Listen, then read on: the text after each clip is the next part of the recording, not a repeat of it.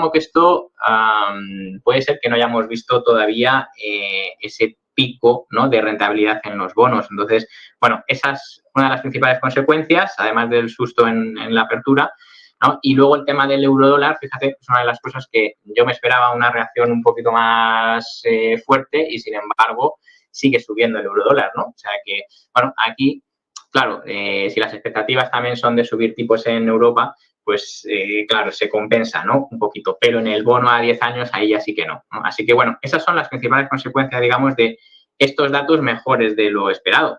Que la gente, ¿no?, o cualquiera pensaría, joder, si son buenos datos, ¿por qué baja la bolsa? Bueno, pues por eso precisamente, ¿no? Por lo que hablamos de los tipos de interés, que sí que le da motivos a Powell a seguir subiéndolos y, sobre todo, quizás más rápido, ¿no? Javier Alfayete, gestor de GPM Gestión Global. Como siempre, gracias. Gracias, un placer. Decíamos que hoy la cita clave iba a estar a las 4:30 con Stoltenberg después de reunirse con Turquía, Suecia y Finlandia. Se ha adelantado, está hablando ya el secretario general de la OTAN. Vamos con ello a ver si nos da algún avance sobre lo que puede pasar con Suecia y su entrada en la OTAN. We'll update you on the meeting that's just finished, and then we'll have time for a few questions. Secretary General. Good afternoon. I have just finished chairing a productive meeting on Sweden's membership in NATO with the delegations from Turkey, Finland and Sweden. 1 year ago at the Madrid summit, all allies agreed to invite Finland and Sweden to join our alliance.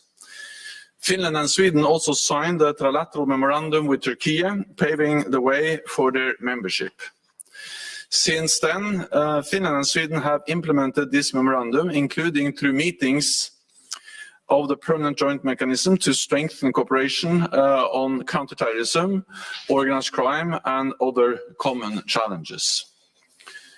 All allies stand together against terrorism, and at next week's NATO summit, we will recommit to fight against terrorism in all its forms and manifestations. In April, we welcomed Finland into the NATO family. This has been a game changer for our shared security. And now it is time for Sweden to join the alliance. I have been clear that Sweden has delivered on the commitments it made under the Trilateral Memorandum. Sweden has amended its constitution and introduced new anti-terrorist legislation, removed restrictions on arms exports to Turkey, and stepped up counterterrorism cooperation, including against PKK. In the meeting, we all agreed that we have made good progress. We all agree that the full membership of Sweden is in the security interest of all allies. And we all want to complete this process as soon as possible. We have seen demonstrations against Turkey and against NATO in Sweden. They want to stop Sweden from joining NATO, to disrupt counterterrorism cooperation and weaken our alliance. So we must be clear-eyed. The only people who benefit from these provocations are those who want to divide NATO. Any further delay in Sweden's membership would be welcomed by the PKK and President Putin. Sweden's membership will bring major military benefits to the whole alliance. Adding Sweden will allow us to plan for the defense of the entire Arctic, Nordic, Baltic region as one. It will provide an uninterrupted shield from the Black to the Baltic Sea region. Sweden's membership in NATO will make us all stronger and safer. Today, we reaffirmed that Sweden's membership is within reach, and that ratification of Sweden's membership does not mean the end of cooperation with Turkey. Far from it, as Finland's continuing engagement here today shows. On Monday in Vilnius, I will convene a meeting with President Erdogan and Prime Minister Kristersson as the next step in this process. With that, I'm ready to take your questions. We'll start with Anadolu. Thank you. Turkish news agency Anadolu, Mr. Secretary General. You repeatedly said that Sweden has delivered on the memorandum signed in Madrid. Apparently, Turkish officials do not agree with that. Also, most recently, Sweden was at the center of reactions from the Muslim world. There was a reaction from the large part of the world. Do you think such a reaction would pose a risk to NATO? Also, do you think Sweden could have an effective counterterrorism mechanism, or would it be a burden on NATO?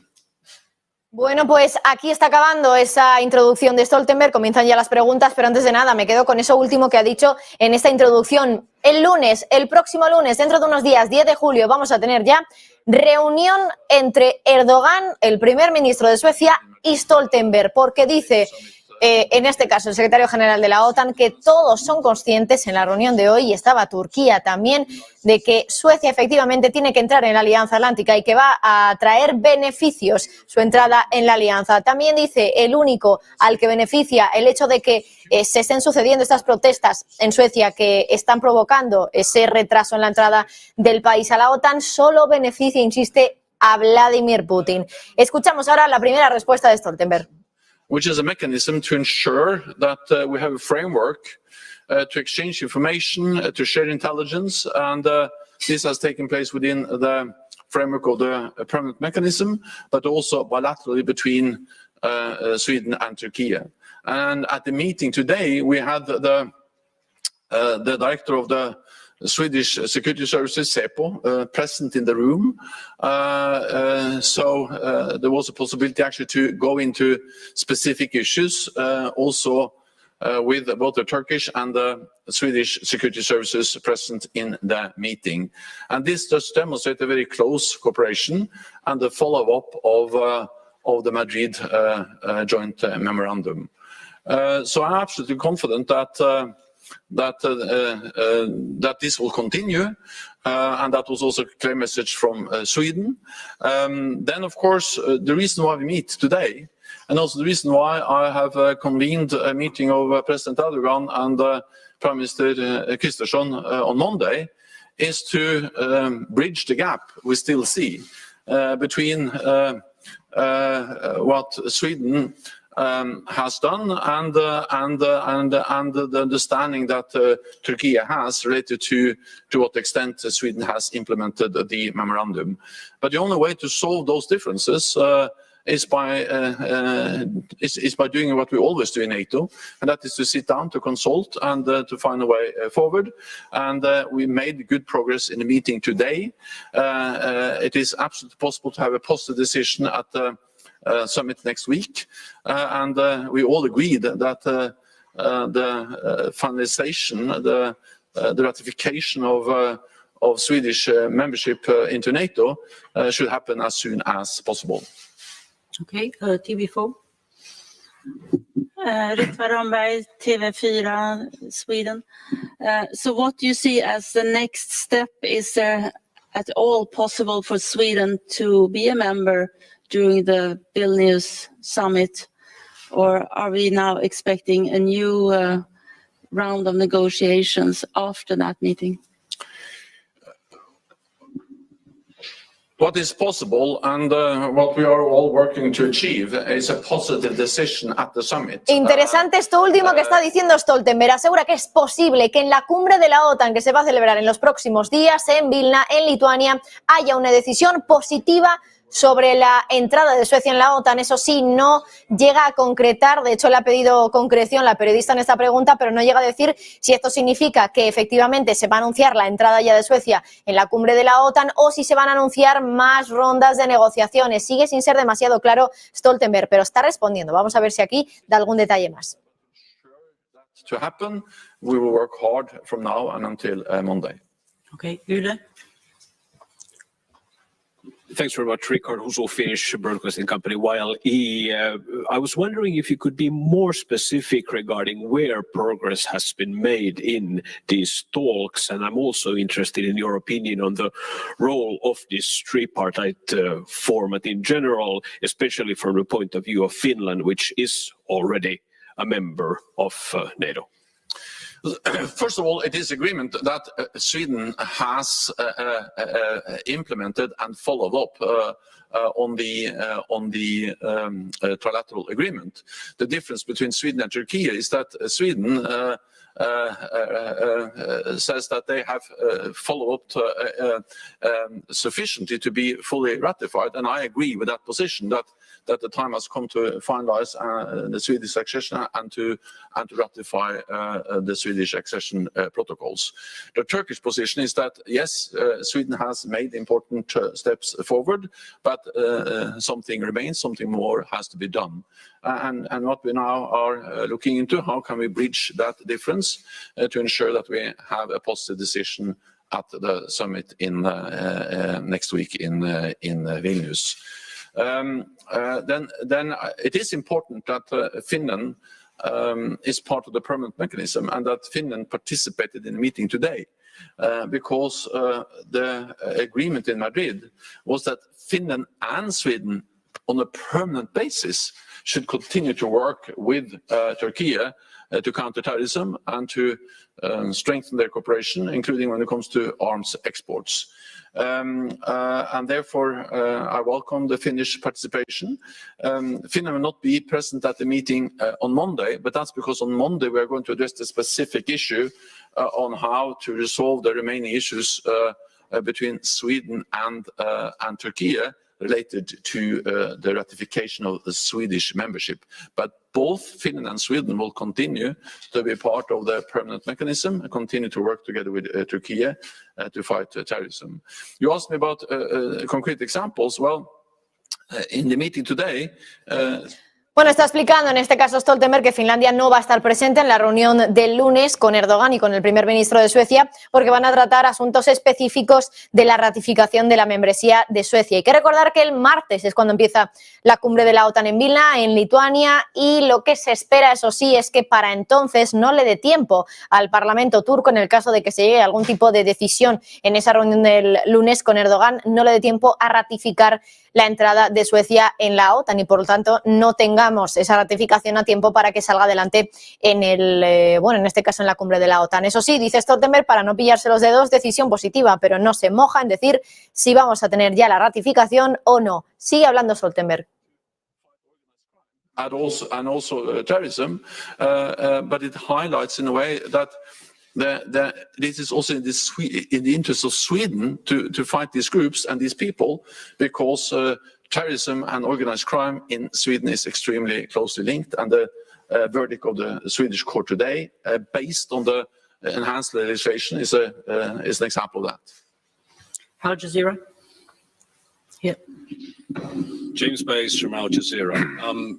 It was May last year that the two countries applied to join. I remember at the time officials saying maybe you could fast track their entry before the Madrid summit. Now we're a whole year on, another summit coming. How frustrating is this for allies? And does it project disunity as you're about to gather in Vilnius?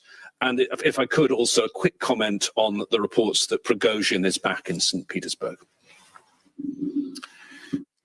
First of all, I think we have to remember that this has been a very quick accession process, especially, of course, for Finland. But Finland and Sweden applied in May last year.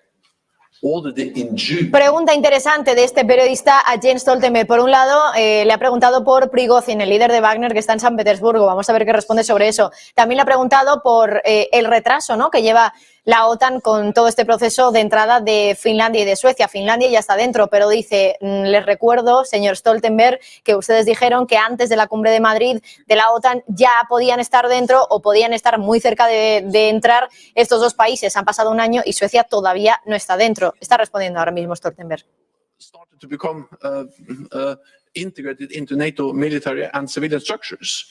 So Sweden is already in a much better and stronger place than they were before they applied, because by the decision of all allies, including Turkey, to give them the invitee status, they are now participating in NATO meetings, they sit around the NATO table, they participate in NATO's military and civilian structures, so that has been an important step by itself. And then my aim is to then finalize this process in the near future and to have a concrete and positive decision next week. So then it will still be a quick ratification process and one of the fastest accession processes in NATO's modern history, also for Sweden. Then on Prigozhin, well, what we can say is that we monitor closely where the Wagner soldiers are moving around and also where he is moving. I will not go into the details, but we have seen some preparations for hosting large groups of Wagner soldiers in Belarus. So far, we haven't seen so many of them going to Belarus. And then we have seen Mr. Prigozhin moving a bit around. I'm not going into many more details than that. Reuters. Secretary General, in terms of bridging the gap that you talked about, is there anything that Sweden can do between now and then to help bridge that gap, in your opinion? And is there anything that any other allies could do to bridge the gap, particularly the United States, in terms of bringing pressure to bear or offering things to the Turkish president that might get him to decide that now is the time to go ahead with ratification?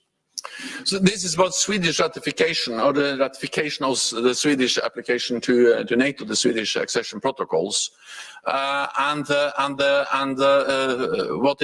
is then the main focus is, of course, what has been agreed already.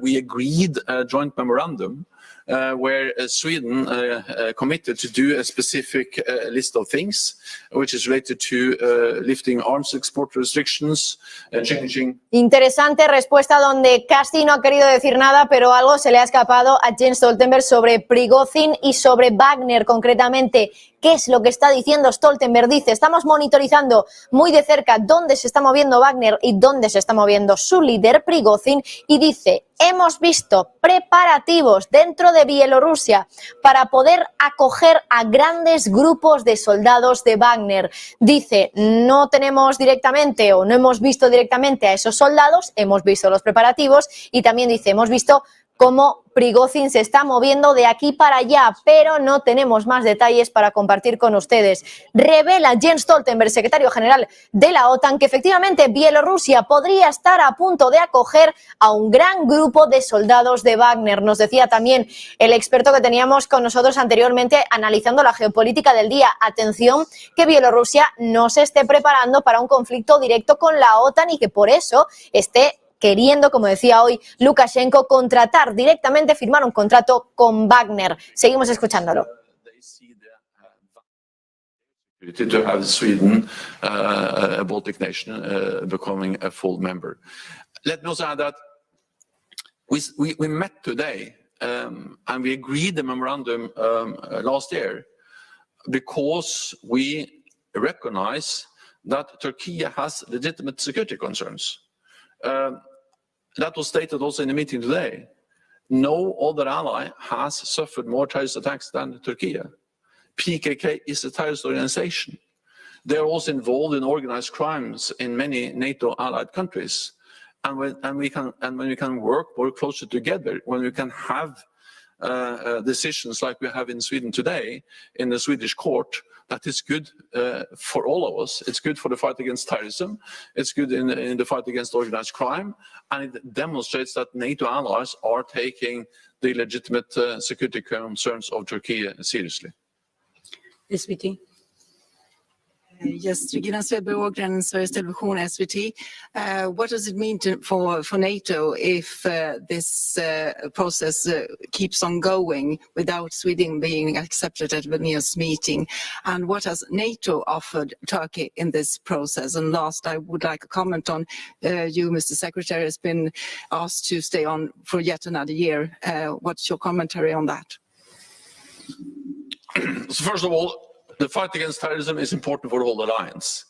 And at the summit, we'll actually make important decisions as an alliance in our efforts to fight terrorism, because we will agree new plans for our deterrence and defense, new regional defense plans.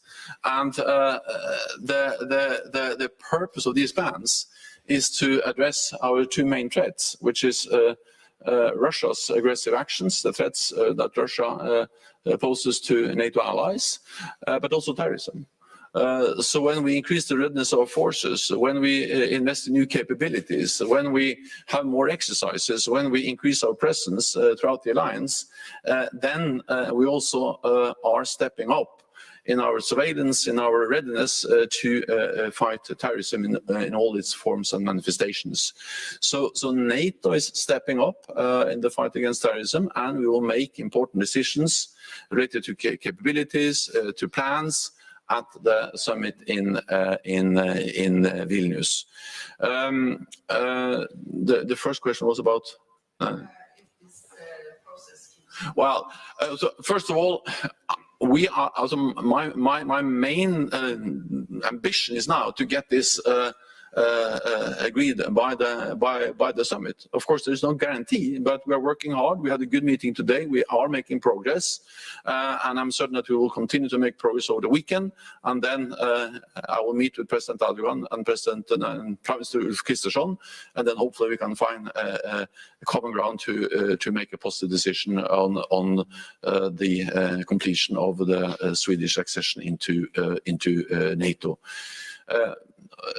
When it comes to myself, I can just say that I'm honored to continue to serve as Secretary General of NATO, especially now when we face the most dangerous security situation in Europe for decades, with a full-fledged war, and to be able to steer the alliance when we step up our support for Ukraine, and also continue to strengthen our deterrence and defense in the way we'll do at the summit next week.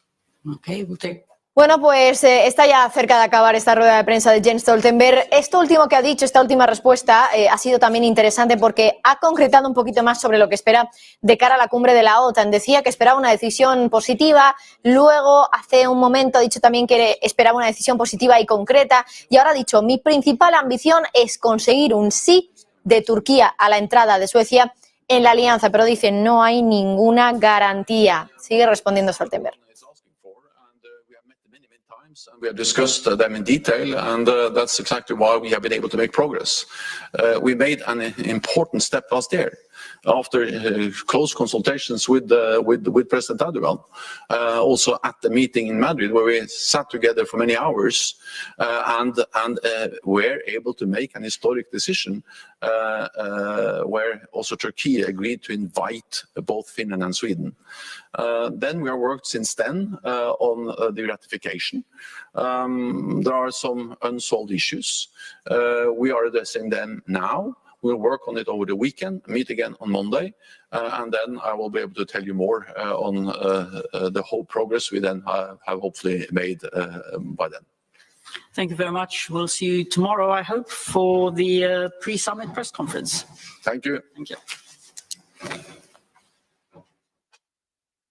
Bueno, pues hasta aquí la rueda de prensa de Jens Stoltenberg tras reunirse hoy con Turquía, Finlandia y Suecia, donde ha asegurado que espera tener una decisión positiva, concreta, para la cumbre de la semana que viene, que comienza el próximo martes 11 de julio, y donde dice que su gran ambición es conseguir el sí de Turquía. Y por cierto ha hablado también de Prigozhin, del líder de Wagner, que dice que no sabe muy bien dónde está, que sabe que se está moviendo, pero ojo, porque son conscientes de que hay preparativos ya en Bielorrusia, para recibir a un grupo grande de soldados de Wagner. Cambiamos de asunto radicalmente, nos vamos a la economía española. Ya saben que dentro de muy poquito tendremos aquí elecciones y es muy importante cuáles son esos programas electorales económicos de los partidos para saber cómo va a crecer, por ejemplo, la economía española. Hablando de previsiones económicas, Funcas hoy ha publicado las suyas y vamos a hablar con Raymond Torres, director de coyuntura de Funcas. Raymond, muy buenas tardes. Hola Marta, ¿qué tal? Y Raymond, disculpa el retraso porque ya sabes que estábamos con esa rueda de prensa de Jens Stoltenberg y acaba de terminar ahora mismo. En cualquier caso, voy a ir primero con los datos, algunos de ellos, de vuestras previsiones económicas. Habéis elevado la previsión de crecimiento, Raymond, al 2,2% para 2023 y también la habéis elevado para 2024 1,6%. Aún así, leo que creéis que la demanda interna todavía va a flojear un poquito y que esa subida en vuestra previsión se debe sobre todo al sector exterior. ¿Esto qué puede significar para la economía española? Sí, efectivamente, el sector exterior está siendo el principal motor del crecimiento económico. Hemos visto exportaciones, especialmente en servicios no turísticos, muy bollantes, no solamente este inicio de año, pero incluso en años anteriores. Las exportaciones de bienes también han tenido un buen comportamiento, las importaciones se han moderado mucho y esto, junto con el turismo, evidentemente, ha sido realmente el principal artífice de que tuviéramos un crecimiento muy robusto en el inicio del año. Y por otra parte, en el segundo trimestre también hemos visto algunos elementos positivos que tienen que ver con el mercado laboral. Y también, bueno, pues en actividad en servicios, ¿no? Los PMI de servicios todavía están por encima de 50 en el conjunto del trimestre, ¿no? Lo que pasa es que lo que está ya pesando en la coyuntura es el endurecimiento